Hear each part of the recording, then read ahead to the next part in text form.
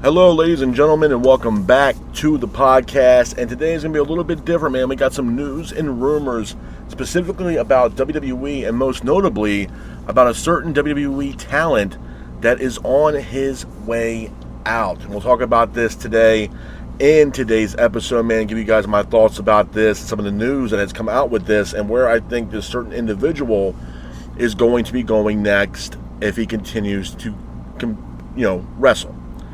So there was news that broke a couple days ago that a WWE legend, I'm just going to say that, a legend, is on his way out.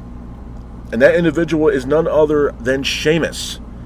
Sheamus is on his way out of the WWE. Now, this has a lot of people talking, a lot of people frustrated, with the current landscape in WWE, the current landscape with TKO, and the fact that a lot of these talents that have been here for decades are on their way out the door.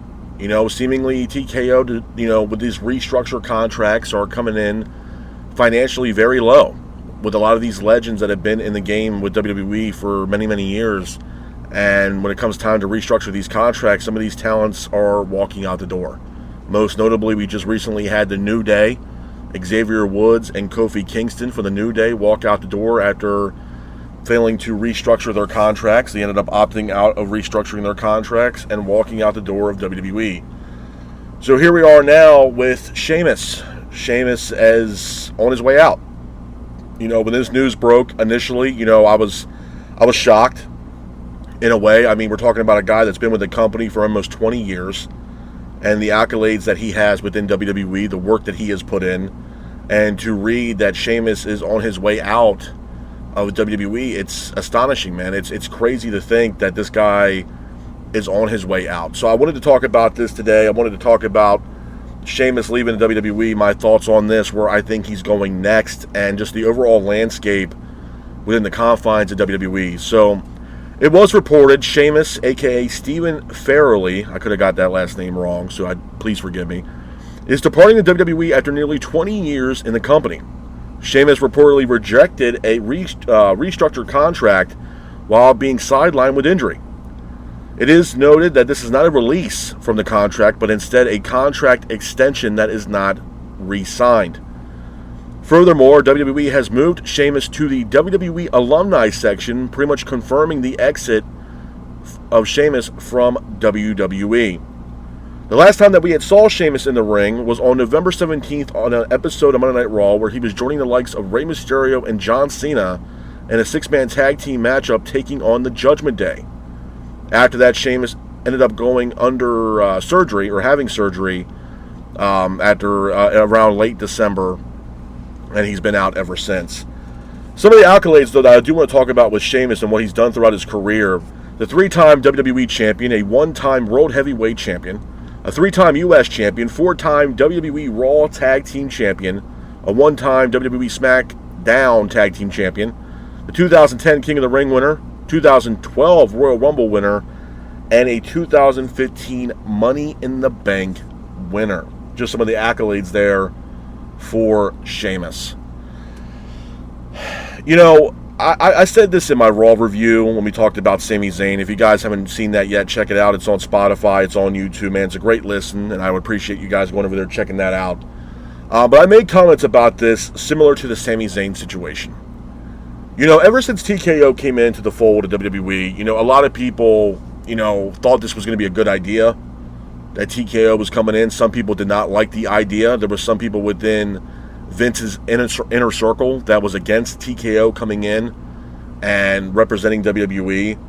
I'm going to be honest, man. TKO, and from what I've read and what I researched with TKO and just the body of work they put in so far within WWE and their other business ventures that they are currently in, it's not the best business model, if you will, for TKO. It's not. They also run the UFC, which from what I understand, the UFC is also in debt.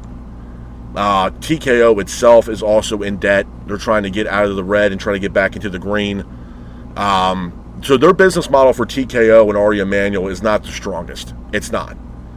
Ever since they came into the fold of WWE, man, it's progressively gotten worse. And what I mean by that is that WWE is losing talent. They're losing a lot of talent. And a lot of this talent are leaving based upon a restructured contract that TKO comes in and basically lowballs them and says, hey, this is the amount of money we're willing to pay you. We don't think that you're worth the money that you're asking for. We would like you to take a significant pay cut to stay with the company. Now, I know a lot of people are going to say, man, well, loyalty is everything. Loyalty is everything. I get that, and I understand that. But I also understand this. When you have someone like Sheamus, who's a 20-year vet in this company, who's given up his body, blood, sweat, and tears into this company, and then finally telling this guy after 20 years to take a pay cut, it's a fucking joke. I'm sorry. It's a joke. You could throw that loyalty shit out the fucking window. At the end of the day, these men and women, I don't think people realize this either because there's so many fans out there that are naive. A lot of these fans believe, well, okay, well, these men and women can take a pay cut and it is what it is. A lot of these men and women have families of their own, houses of their own bills to pay, that taking a pay cut could hurt them significantly in their own personal life. Now, again, do I believe that certain talents that are asking for the money they're asking for deserve it? Absolutely.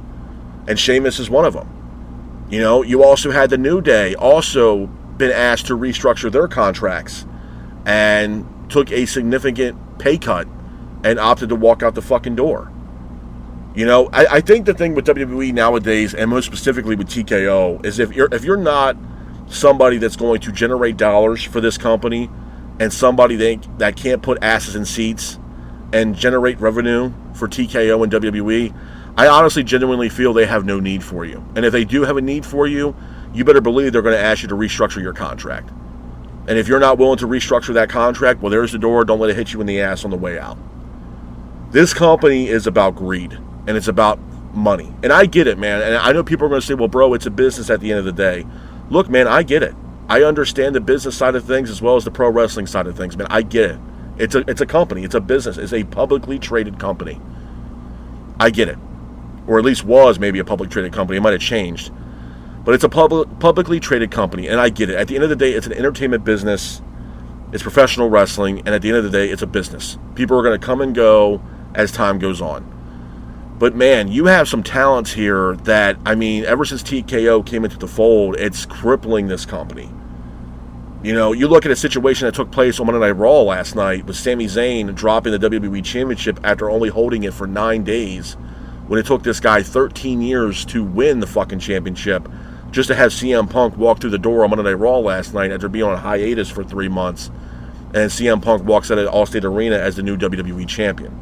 And then you see a video surface from WWE itself with Sami Zayn having his own frustrations with CM Punk. Whether it was bullshit or a shoot or not, I can understand Sami Zayn's frustration. You know, it took you 13 years to get this opportunity just to hold the belt for 9 fucking days. 9 days. And the reason why that is because I can tell you guys right now, with that decision being made for Zayn to drop that title last night, was solely based upon revenue and money. A lot of people, when Sami Zayn became WWE champion, I heard it through the floodgates, man, where a lot of people were upset and pissed off because there was even content creators out there stating that, oh man, we really can't make money with Sami Zayn being at the helm and being WWE champion. I don't see how that is. WWE's not paying you, bro, whether you like it or not. And number two, we're talking about a guy that has busted his ass through the indies and through NXT and the main roster to hold a belt just for 9 days. And people didn't like Sami Zayn for an abundance of reasons. They call the guy homeless, or he looks homeless, or he looks like a hobo, or they don't like Sami Zayn because of his religious beliefs. Bro, I can give a rat's fucking ass about that shit. I'm talking about Sami Zayn, the wrestler. I don't give a shit about his political views and everything else like that. I'm talking about Sami Zayn as the wrestler. You can throw that political bullshit and what he believes in out the fucking window, man. Seriously, I don't give a shit about that. The fact of the matter is, this man held the belt for 9 days, and even had Michael Cole, which was the icing on the cake, saying that this was one of the shortest title reigns in WWE history in over 5 years. 5 years. It's a fucking embarrassment. It's an absolute embarrassment. And then you look at the situations with these contract restructurings, bro. I mean, at the end of the day, if we're looking at it from a money standpoint and financially, you're asking these superstars to take a pay cut because you don't see them as being profitable enough to put asses in seats and to build up the revenue for WWE. Well, you're also not building these stars to be main event stars anymore, like the New Day, like Sheamus, who's out with injury. You're not building these guys up, or Sami Zayn for that matter, to be main event caliber stars to boost ratings. And let's be real. Look, I respect the hell out of Cody Rhodes, but it wasn't like Cody Rhodes was improving the ratings on SmackDown as WWE Champion. SmackDown was progressively getting fucking worse. Ari Emanuel and TKO have their select few that they like, and a select few that they're going to bow down and kiss their ass on. That's Roman Reigns, Seth Rollins, Cody Rhodes, CM Punk, just to name a couple. That TKO and WWE can't afford to lose these said talents. And again, if you're comparing apples to oranges between Sami Zayn and the likes of CM Punk, who's going to make more money? CM Punk. What's a better feature on a marquee at SummerSlam, Sami Zayn or CM Punk as the WWE Champion? Most people are going to say CM Punk as the WWE Champion. You know, and you look at these contract restructuring deals, bro, it's the same fucking thing. I mean, you're releasing these talents and asking these talents to take a pay cut for at least Sheamus, for almost 20 years, bro. This guy's been with the company for 20 years. A first ballot Hall of Famer for sure. Been with the company for 20 years, and now 20 years in, this guy's asked to take a pay cut. After putting his body on the line for 20 fucking years. I think it's a slap in the face, man. I really do. You know, a lot of people may disagree with it, and that's fine. It may be subjective for a few people. Well, loyalty's everything, man. I don't understand why he can't take a pay cut. If it wasn't for WWE, nobody would even know who Sheamus was. I get it. It's a business. I understand it. But at the end of the day, to ask this guy to take a pay cut, also being sidelined with fucking injury. I mean, this goes back to other individuals being cut from WWE while they're out with injury. Carl Anderson was one of them. Zoe Starks recently just got released, and she was out with injury. And she got released. You know what I mean? They only have a short amount of window with a certain amount of talents, man. And if they don't see you being a profitable talent or making money for WWE, there's the fucking door. I think in the bigger scheme of things, this is a problem. This is a huge problem for WWE. And I think a lot of people are just overlooking. And they're not really giving a shit about.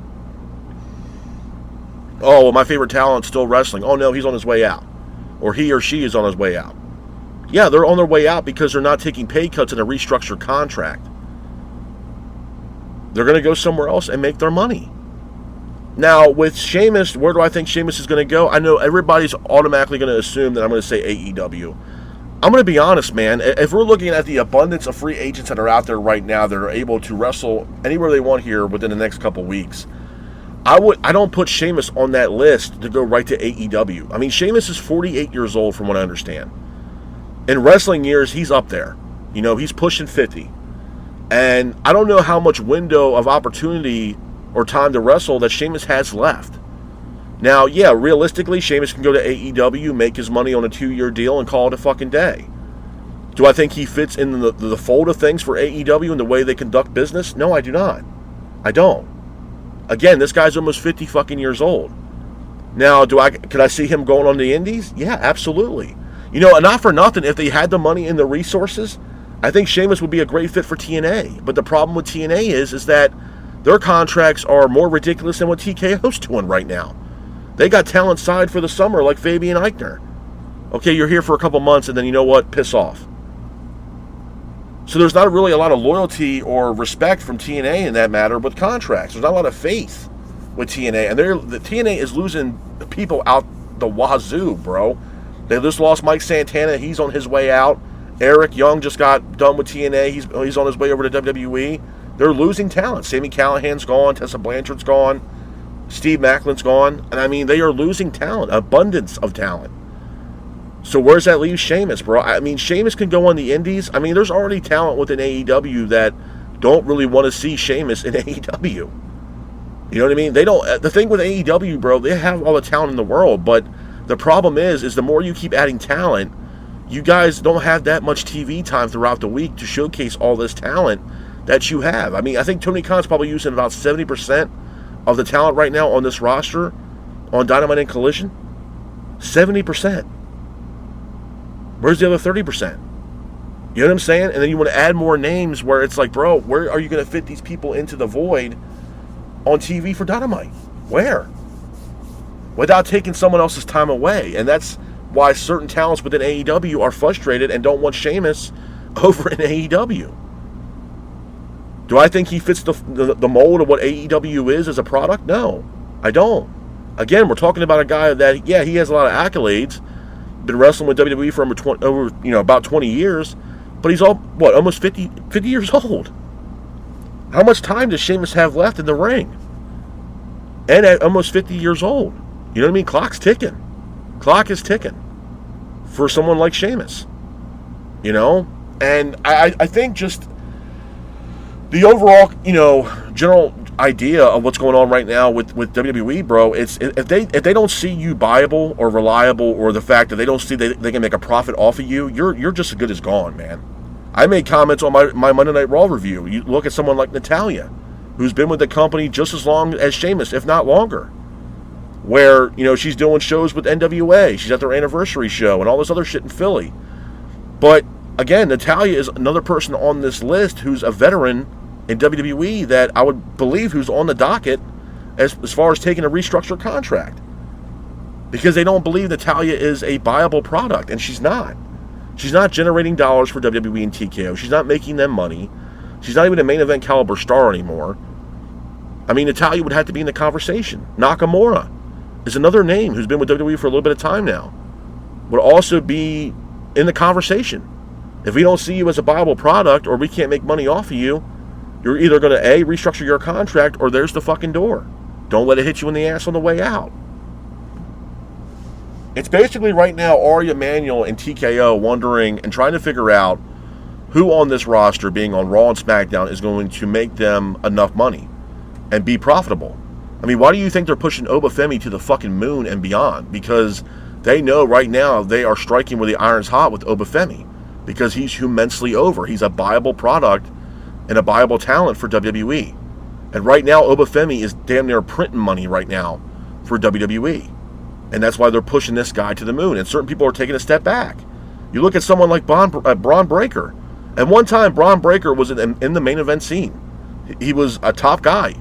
A guy that was going to be the future of this business for the next 10, 15 years. Meanwhile, Breaker had took a significant step back. And now he's tag team champions with Austin Theory in the Vision.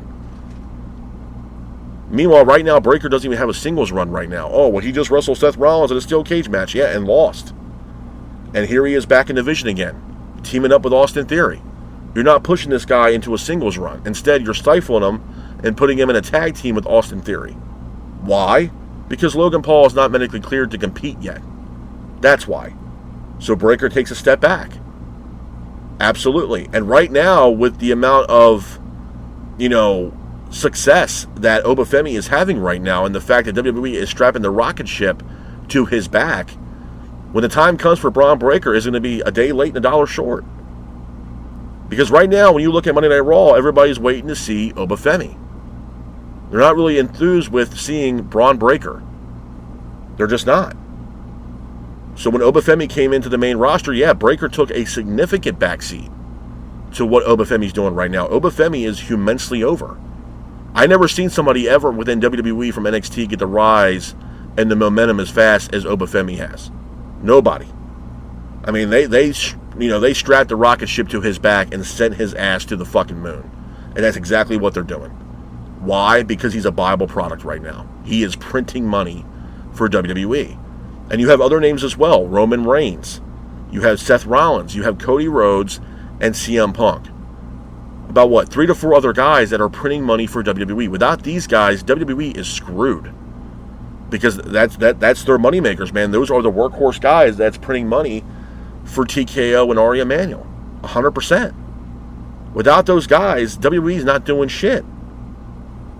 And that's why I said, if you're a veteran in WWE right now, after seeing what happened with the New Day and Sheamus, you're probably shitting in your boots right now. Because that time's coming. Whether you like it or not, that time is coming when Ari Emanuel and TKO approach you as a veteran in WWE and say, hey, we need to talk, and we need to talk about restructuring your contract for less money.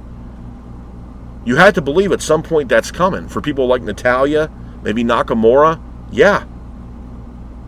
I even think Tamina is still contract signed to WWE, I believe. She would also have to be on the list.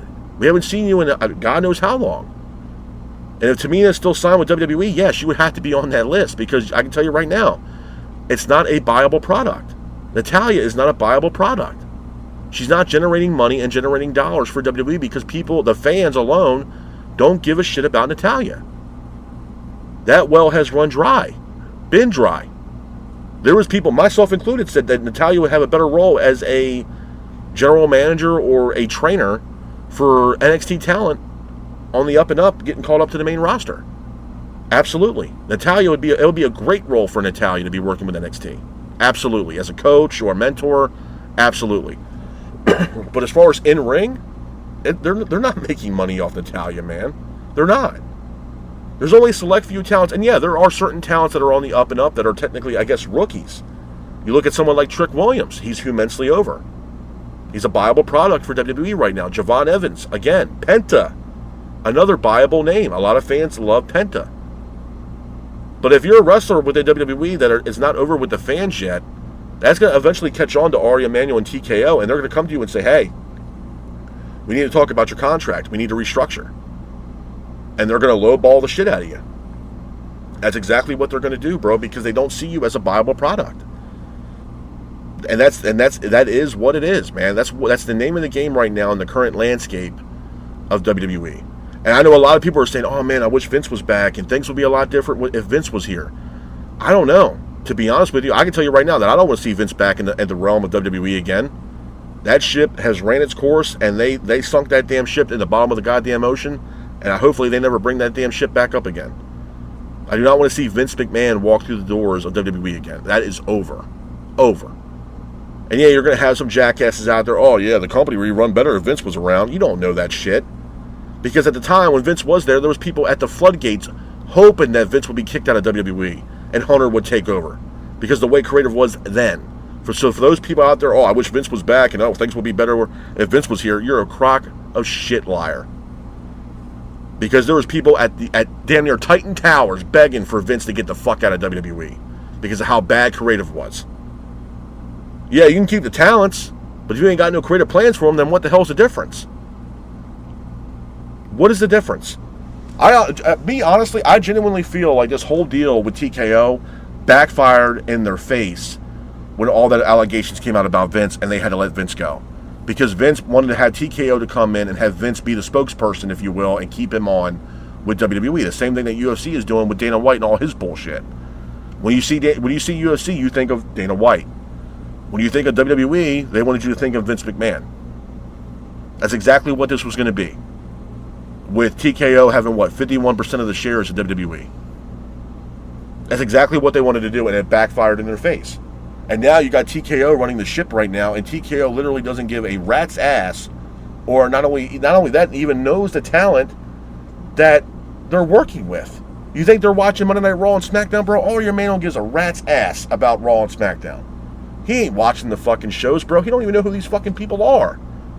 Until he's approached by somebody, oh, hey, this is Sheamus. His contract's coming up, and we should have the conversation. Okay, Sheamus, it's nice to meet you for the first time. Yeah, we want to talk about restructuring your contract, man, if you don't mind. Come on, bro. Jesus Christ, bro. Hey, like I said before, man, I'm going to keep saying it to the end of time. It don't take Scooby-Doo and the goddamn gang to figure out what TKO's doing right now. It ain't fucking working. It's not working. And people are holding on to this hope that things are going to change. Creative's going to change. Creative's going to get better. When and where, bro? All these athletes, my thing is this too, bro, and I gotta say this shit, man. I have to say this shit. You have top talent that's been with the company for over 20 years or over a decade, like the New Day or Sheamus, and how bad creative is right now, and then you see Triple H get a pay increase and a contract extension on a guy that doesn't know his ass from a hole in the ground and laughing to the goddamn bank. What happened with TKO and Triple H, TKO got bamboozled. Triple H ain't the same Triple H or the same Hunter that he was in NXT Black and Gold. Ain't no fucking way. Look at the creative. You can compare NXT Black and Gold to what we are seeing now, bro. It's not even remotely fucking close. to what we saw back in the day with NXT Black and Gold. What we saw with NXT Black and Gold, bro, as a fan, I can tell you guys right now, we were fucking spoiled as fans. That is never, ever going to happen again. It's never, ever going to even be duplicated again of what we saw with NXT Black and Gold. That was some of the best storytelling and professional wrestling that we have ever seen in WWE, and we're never going to see that shit again. Ever. Hell, when Vince was at the helm of things, he wanted to do everything in his power to crush NXT, and he did it. Why? Because he was fucking jealous. Because NXT was taking over WWE's main roster product. Why? Because when Triple H and Shawn Michaels were down there running the show, mainly Hunter knew what the hell he was doing, he knew the talent, and he knew how to write compelling storylines. And hell, even though those takeovers only had about, 4 or 5 matches per takeover, some of those takeovers outdid the main roster pay-per-views by a landslide. So again, Vince saw competition and what Hunter was doing, and he shut the shit down. And look at NXT now, bro. NXT now can't even hold a candle to what NXT Black and Gold is. I don't give a shit who you are and how much of an NXT fan you are. The NXT product that we're getting now couldn't hold a fucking candle to what NXT Black and Gold was doing. Not even fucking close. And it's horrible, man. It's a shame. Because at the end of the day, I don't understand why it's this narrative now where you'll have even Hunter say, well, the fans either take it or they don't. Fans are overcritical of the product. Just sit back and enjoy it. Enjoy what? This fucking garbage that we're getting on SmackDown on Friday nights? This garbage that we're getting on Raw? You can't handle criticism because, hell, we can go back to when ESPN gave out their wrestling grades, if you will, for PLEs, and then once these grades came out from ESPN, like what they did for WrestlePalooza, guess what? The grades were bad, C+ or C- at best, and guess what? Triple H had his pennies in a pinch and got all pissed off and butthurt about it and said, you know what, we no longer want ESPN to put out grades or a grading system for our pay-per-views and PLEs. Why? Because you don't want someone to actually give out the truth and say, yeah, this shit fucking sucks? Come on, man. You want to sit there and Triple H say, well, I want the fans to enjoy it, and, I don't understand why they're, all the backlash from the fans, because you guys don't want to take criticism, man.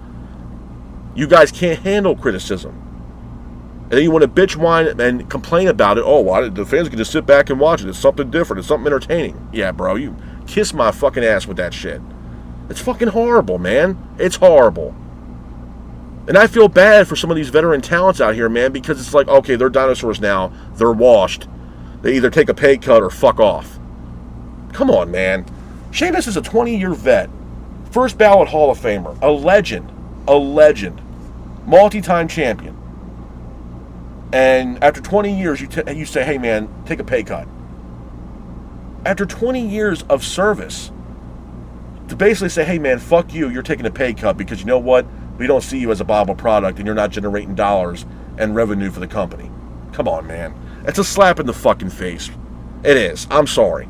Yes, it's a business, and yes, I get it. But at the end of the day, it's a slap in the fucking face for talents like this. That's why the New Day said, fuck this, and we walked. I can't blame them, bro. Oh, they weren't doing nothing with the New Day anyway. Put them in a fucking storyline. Hunter is there to be the head of creative. You can't find a storyline for these goddamn guys? Or how about this? The one thing that Sheamus has eluded Sheamus throughout his entire career is the Intercontinental Championship. You can't put him with Penta in a matchup for the Intercontinental title. You can't book a match at SummerSlam or put him in a tournament for the Intercontinental Championship. The one title that has eluded Sheamus throughout his entire 20-year goddamn career. Don't take rocket science to figure that shit out. It ain't hard to write a story for that. And look, I get the New Day, yeah, because not for nothing, the tag team division on both Raw and SmackDown fucking suck. So what do you think these guys were supposed to do, man?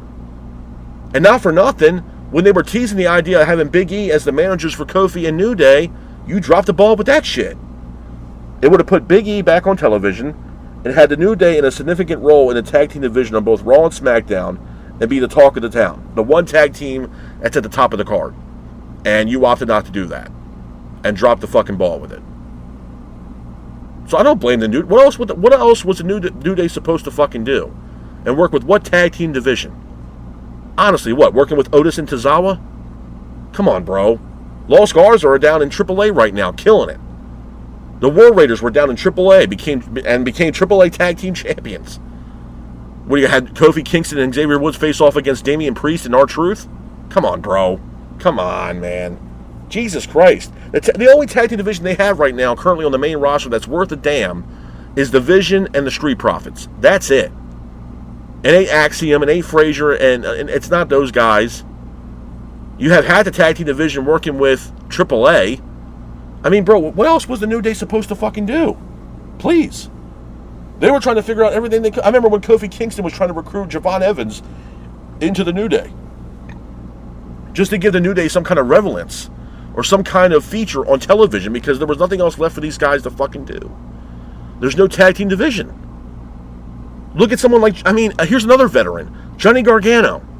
Jesus Christ, bro, how many times have we got to see Gargano, Mr. Wrestling himself, Johnny Wrestling, be sitting backstage laid out on a pro wrestling crate in the back with Candice LeRae? Meanwhile, his buddy, Ciampa, is wrestling over in AEW. Hell, he's in a match tomorrow with Chris Jericho at Beach Break.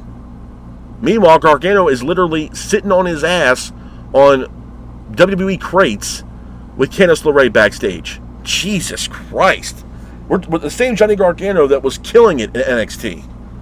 And the best we got for Gargano is to showcase him laying down on a wrestling crate, trying to be, figure out what the hell he wants to do next, and Candice LeRae just watching on, trying to figure out what's going on with Johnny Gargano. That's the best we got for Gargano.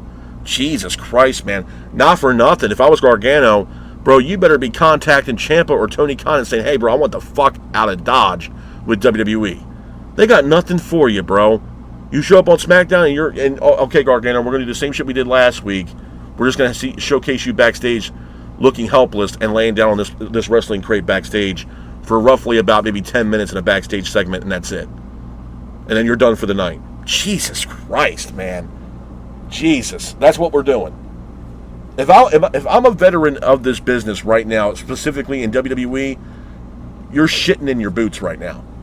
You're pissing down your leg, because that contract restructuring shit, it's coming your way whether you like it or not. Especially if you're a veteran that's not generating dollars or generating revenue for this goddamn company. Ari Emanuel and TKO are coming to you and knocking on your fucking door. You better fucking believe it. Well, we're going to make you have a pay cut because we don't really see the value in you, and not for nothing, you're not really making us any kind of money or generating revenue for us, or putting asses in seats for us. So we're going to politely ask you, hey, man, you mind taking a pay cut after you being here for almost 20 years? Jesus Christ. Jesus Christ, man. Holy shit. Oh. Jesus, man. I don't know, folks. I think it's something where they're fucking clueless, man. This is a company that, I said this even about the UFC's model, the business model too, man. You have men and women putting their lives on the line to make what, $60 to $70, maybe $80,000 if they're lucky for a fight. Literally putting their lives on the line, bro. And they're like, oh, it's $80,000 for one night of fight, and I can do that for 25 minutes. Yeah, okay, great, awesome, bro. But then what happens after the fight's over? Win or lose? You got Airbnbs to pay for, or hotels. You got your team that you gotta pay, your coaches, your flights, your rentals. That the UFC's not paying for that shit. That's coming out of your fucking pocket. So by the time it's all said and done, that $80,000 is going to drop down to maybe about $40 to $50,000 that you got. And then you got all the rest of your bills, bro. Your house payments, your car payments, insurance, all that shit, and you're putting your body on the line for fucking peanuts. Why do you think you have other MMA promotions out there trying to solidify a better deal for these fighters, like Global Fight League? They want to have their own union.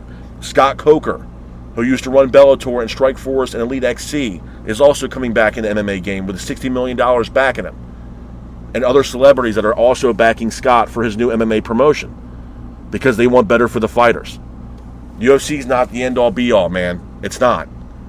Look at Jake Paul and the MVP promotion. They just put on an MMA fight for the first time ever on Netflix, being headlined by Ronda Rousey and Gina Carano. And they made their money. You better fucking believe it. Why? Because Jake Paul wanted better pay for the fighters. Hell, even Francis Ngannou was on that card. Francis was on that card.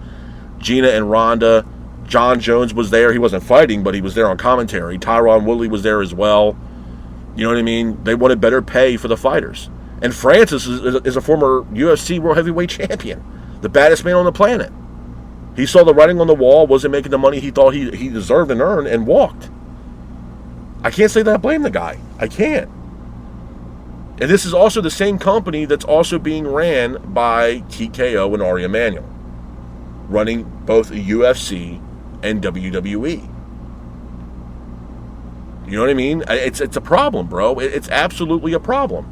TKO is also in debt. They're trying to get out of the red and trying to get back into the green. And this is a $1 billion company that's still in debt. It's a great business model that they got in TKO, man. It's horrible, bro. I understand it's a business and I get it, but I mean, damn, dude. And not only that, you're asking this guy to take a pay cut with Sheamus when he's out with injury. And this has happened multiple times where other superstars who are out with injury have gotten a phone call from Titan Tower saying, hey, we no longer need your services. We're going to let you go. Even though they're dealing with an injury from a match that they had in your company. And you're releasing them. Carl Anderson is one of them. Most notable. Zoe Starks is another one who just got released this year, who was dealing with a lengthy injury.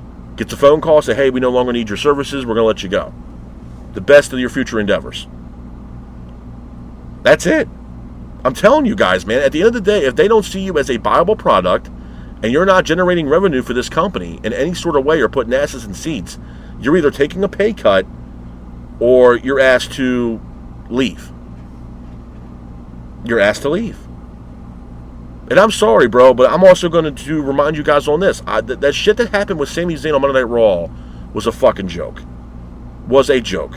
LA Knight said it his best in the back and forth segment that he had with Seth Rollins, where he told Seth, well, when I was wrestling and when I came into the fold on the main roster, you had to win matches or tournaments to get an opportunity at the world title. Meanwhile, CM Punk lost his last match at WrestleMania, lost the World Heavyweight Championship, went on a hiatus for 3 goddamn months, and then Monday Night Raw, ironically, is in Chicago at the Allstate Arena, and guess who shows up like Captain fucking America? CM Punk. And guess who becomes new WWE Champion? CM Punk. When the guy hasn't had a fucking match in 3 months, and the last match he had, he lost. Come on, bro. Come on, man. It's a slap in the face, bro. Whether you like the guy or not, it's a slap in the face. And I know why they did it. Because, again, CM Punk is a viable product. He generates revenue for the company, and he puts asses in seats.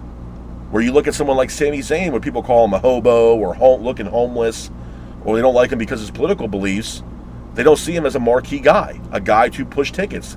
A guy to put asses in seats. A guy that can generate dollars and revenue for WWE. Sami Zayn's not that guy. He's not a money guy. That's why on Monday Night Raw last night, WWE and the powers that be called an audible. QB1 got benched. And here comes CM Punk, because WWE pulled an audible, benched QB1, and crowned a new WWE champion in CM Punk. When Sami Zayn only held the belt for 9 fucking days. I mean, it's Jesus, bro. And like I said, the icing on the cake was Michael Cole reiterating the fact that this was the shortest title reign in WWE history in 5 years. Jesus Christ. Bury the guy even more, why don't you? And then you see Sami Zayn irate and pissed off. Yeah, I don't blame the fucking dude. I don't. It took the guy 13 years to get this opportunity just to hold the belt for 9 fucking days. I think anybody would be a little pissed off at the situation at hand. I know I would be. You bring this guy in on a hiatus after 3 months and then you crown him WWE champion? I've been here since day one. Where the hell has Punk been? I mean, bro, it was so bad with CM Punk that there was people at the floodgates all throughout the wrestling community coming up with all these different conspiracies and all these different theories on why Punk's not back on Monday Night Raw. Did he quit the company? Did he have a back and forth banter with Triple H that went south? Is he pissed off on how they handled AJ Lee's exit? Hell, bro, there was even people saying that CM Punk was going to reach out to Tony Khan to try to make amends to get back in the good graces of Tony Khan so he can once again come back to AEW. Jesus Christ. Are you shitting me on that? And even that mindset alone, whatever dumbass had said that, bro, look what AEW did when that shit popped off between CM Punk and the Elite and Kenny Omega. Tony Khan and the Young Bucks publicized that shit on an episode of Dynamite and having backstage footage of what happened at All In with Jack Perry and how shit popped off between Perry and CM Punk. And Tony Khan's going to bring this guy back. He would look like the biggest dipshit on the planet. Because why would you publicize all that shit just to bring this guy back after an apology? Come on, bro. It's going to take a lot more than that. And I'm going to tell you right now, they brought CM Punk back into the fold of AEW. You're going to have an abundance, an exodus of talent walking out the fucking door in AEW. So much talent that AEW would not be able to even bounce back from. Guys like MJF, guys like Paige, guys like Omega, the Bucks. They're all saying, kiss my ass goodbye, and they're leaving. Tony Khan can't afford that shit. So for whatever dipshit that said, oh yeah, they're making amends with, he's making amends with Tony Khan and trying to get back into good graces, bro. Get out of the wrestling news business, bro. Please. Jesus Christ. Jesus. Oh yeah, he's trying to make amends. He's going to share a White Claw with Tony and he's going to get back into good graces with Tony Khan. Give me a fucking break. Seriously. Jesus Christ, man. What the fuck are we doing here? Oh yeah, you know, he's talking to Tony Khan. They had a couple White Claws and they made amends and now they're buddies again. Jesus Christ. No. No. No. Now, I'm not going to sit here and go on a limb here and say that there wasn't some kind of inner turmoil behind closed doors possibly between CM Punk and Triple H or TKO. Maybe there was. Maybe the WWE Championship was a consolation prize from TKO to try to get back into good graces of CM Punk. It's a conspiracy theory, but maybe. Would I be shocked? Absolutely fucking not. Seeing how TKO has been conducting business as of late, I would not be fucking shocked. Oh, okay, Punk, yeah, come back, we need you, brother, but you know what? We're going to sweeten the pot for you, and we're going to crown you WWE Champion day one on your return, after 3 months, where you got your ass kicked by Roman Reigns at WrestleMania, but we're going to give you the WWE Championship now. Jesus. Jesus Christ. Just like I said, the same shit about Cody Rhodes, bro. It is time to pump the brakes on this QB1, Captain America bullshit. It's time to stop the press. It's over. The press has stopped. And it's time for Cody Rhodes to turn heel. Dye your hair black, get rid of the bleach blonde hair shit, come out wearing black suits, come out looking like an egotistical prick. It's time for Cody Rhodes to be a fucking heel. You are dragging your fucking heels on this, oh, I want to be a babyface, man, because that's just what I want to do. That shit ain't fucking working. It's not. And not for nothing, here's another hot take for a lot of people. It might be subjective for a few of you fans out there, but I'm just going to say this, because on here we keep it real. If Cody Rhodes turns heel, and it's done correctly, I'm going to reiterate this, correctly, Cody Rhodes' heel turn can be bigger than possibly Hogan's, and hell, probably bigger than John Cena's, if it's done correctly. And that's a tall tale task to ask with this current regime with Triple H at the realm, but if it's done correctly, it can be one of the biggest heel turns in all professional wrestling, if it's done correctly. So I think it's time that we pump the brakes on this babyface run and stop the press, and it's time to turn this guy heel. There's nothing else left for this guy to do. Time to turn heel. One of your best friends in the business is Randy Orton, one of the best heels in the business. You don't know how to do it? Ask that guy for some advice, because he's the best one of the best to ever do it. It's time to pull your head out of your ass and be a heel. I'm sick of this, well, I'm going to be Captain America. I'm going to be, the American Nightmare. Bro, it's time for the American Nightmare to be a nightmare. Be an egotistical prick and be a nightmare. And cause a living hell on SmackDown. It's time, bro. Because there's nothing else left for Cody Rhodes to do. The whole company man shit and everything else, bro, the whole poster boy for WWE, it's ran its course. Thank you for your service. We all followed you through the story with you and Roman Reigns, and that shit now has surpassed. That well has run dry. It is over. Jesus. Time to turn him heel. And I'm not the only one that's been saying that. It's time to turn Cody Rhodes heel. The whole babyface shit, it's over, bro. It is over. And not for nothing, if we're going to book a match between Cody Rhodes and CM Punk at SummerSlam, we can have a babyface Punk versus a heel Cody Rhodes. I'm not against that at all. Why not? Hell, there were some people who say, oh, we should add Gunther to the title mix. For what? What the fuck has Gunther done as of late? Honestly. He's lost more than he's won as of late, number one. And number two, that whole mystique with the career killer, you might as well wipe your ass with that. What has he done? What has he done to grant himself an opportunity at a world title? What has he done?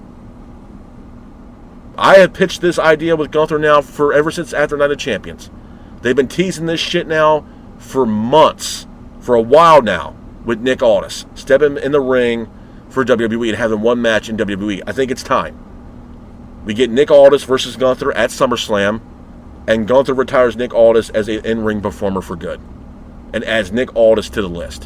Why not? Gunther ain't doing shit. I don't want to see him in a World Championship matchup. And right now, there is a story right now between Nick Aldis and Gunther. Let's push this storyline and have a matchup between Gunther and Aldis at SummerSlam. It's not like Nick Aldis can't wrestle, bro. This guy's a former NWA World Champion when he was wrestling under Billy Corgan and NWA's Resurgence. And he's had some good matches, so it's not like Nick Aldis can't wrestle. Hell, Adam Pearce at one time wrestled. Let's put Nick Aldis in the ring. This was something that he really wanted to do in WWE when they brought him in. It was something that he really wanted to do and entertain. Let's give the guy a shot. It's not going to hurt nothing, being the biggest party of the summer. I think a lot of people will be really thrilled to see Nick Aldis versus Gunther. It can't be no worse than Pat McAfee versus Gunther. Jesus Christ. At least Aldis can somewhat wrestle. Jesus Christ. You had a wrestler versus a glorified NFL punter, for Christ's sake. Come on, man. Come on. Have some fun. Let's get a little crazy and have some fun with it. Why not?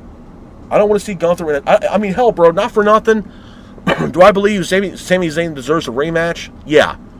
But do I want to see him crowned champion again? Nah, not after what they just did to Sami Zayn. Absolutely not.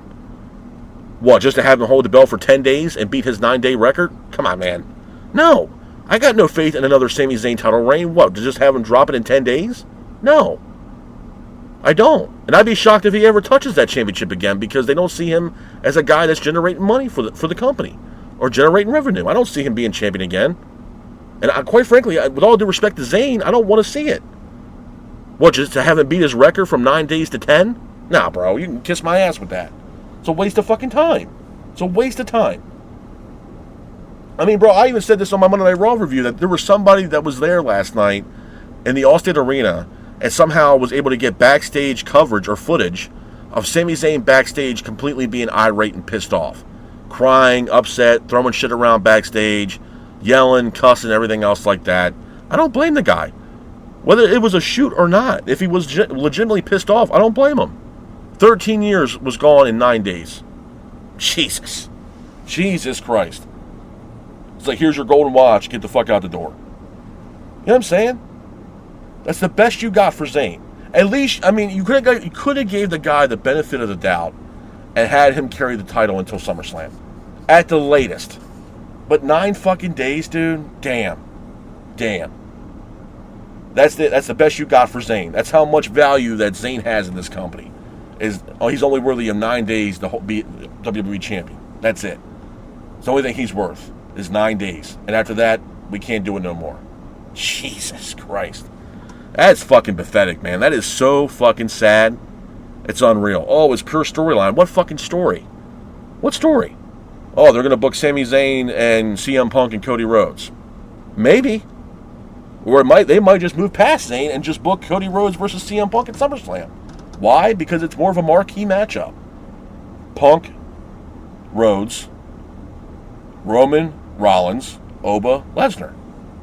Now, do I believe that Zayn belongs on the SummerSlam card? You better fucking believe it. You better believe it. Now, with that being said, do I want to see him champion again? No, I don't. You just wasted all that shit with Zayn just for 9 days. And not for nothing, Night of Champions was a huge fucking letdown. After all the shit that happened on the next Monday Night Raw, whether we're talking about Night of Champions in itself, the King of the Ring tournament for both the men and the women, and just the overall show afterwards, and Zayn winning the title, that entire show meant jack shit.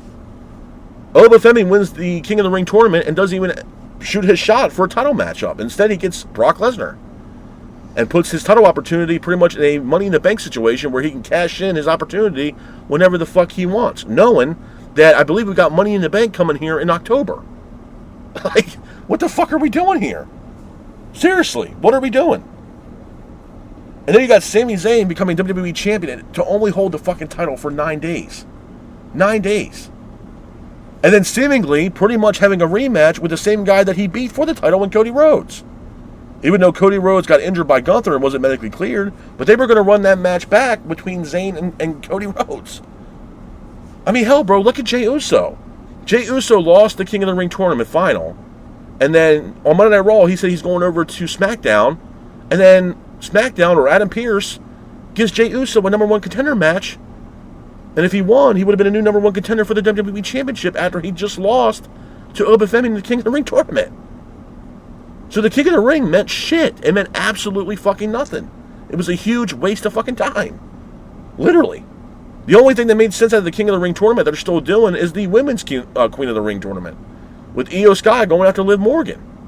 At least she, shoot her shot and never getting that match at SummerSlam. But Oba's carrying around this title opportunity like it's a Money in the Bank briefcase. Where he can cash in whenever he's done with Brock Lesnar's bullshit. It's like, holy shit, man. Holy shit. I don't know, man. I feel bad for Sheamus. I really do. A guy invested put his body on the line, invested all his entire livelihood in 20 years of service with the WWE, and then gets asked to take a pay cut. It's a slap in the face. Where he goes from here, man, I don't know. And once everybody's like, oh, man, they can reunite him with Claudio as a tag team. Yeah, I mean, for nostalgia reasons, it would be cool to see. And I'm not sitting here saying that there's not some matches within AEW I would not be interested in seeing from Sheamus. No, there's some matches on the table for Sheamus within AEW that I would not be against seeing. We had some great matches. But him being 48 years old, coming into AEW with how much high-paced their matches are and high velocity, that's tough, man. A guy that's 48 years old, man, it's a tall tale task to ask from a guy like Sheamus. I'm not saying that Sheamus couldn't do it, but the way they compete in AEW at a very high pace might be too much for Sheamus. And there's already people within AEW already that don't really want Sheamus in AEW. And you already got some free agents, by the way, that are also possibly on their way over to AEW. You got Shilly and Saban, you got Woods and Kofi. There's also rumors and speculation that Aleister Black might return back to AEW. I mean, they're going to be getting some free agents, bro. So adding Sheamus, honestly, the best bet for Sheamus might be taking independent dates. Maybe House of Glory or overseas on the Indies or what have you. And that might be the best solution for someone like Sheamus moving forward. Which he can still put on banger matches. But I don't know, him going to AEW, I don't know if that's the best solution for someone like Sheamus. But I hope the best for him, man. It's sad, it's unfortunate. But unfortunately, this is the current landscape and business model of the current regime right now within WWE. And it's only going to get worse as time goes on, bro. You're going to see a lot more people leaving or being released or not restructuring their contracts a lot sooner than later because that's the way TKO and WWE and RDM are doing business now. If you're not making them money, you're not generating revenue for this company, you either take a restructured contract or there's the door, don't let it hit you on the ass on the way out. And that's the way that they are now conducting business within the confines of WWE. But with that being said, though, this was my news and rumors about WWE, most notably Sheamus. I hope you guys are out there staying safe. Be careful, and remember, stay classic. Peace.